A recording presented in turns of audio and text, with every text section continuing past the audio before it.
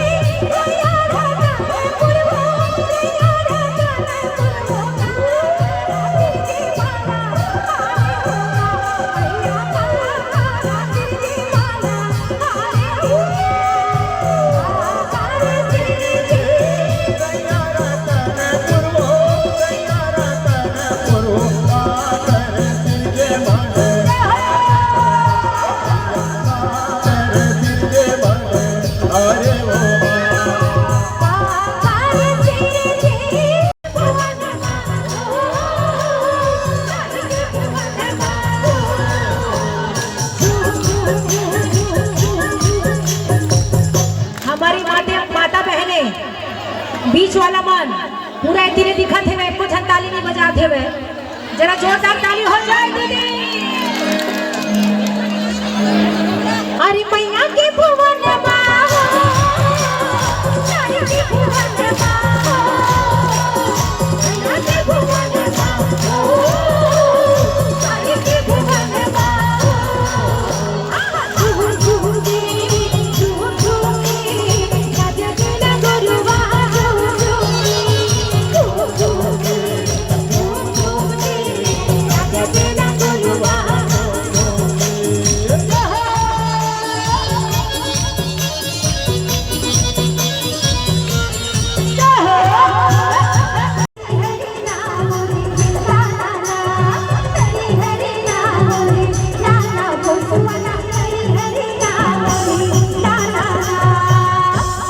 और जरा जोरदार ताली हो जाए हमारे छत्तीसगढ़ महातारी पर।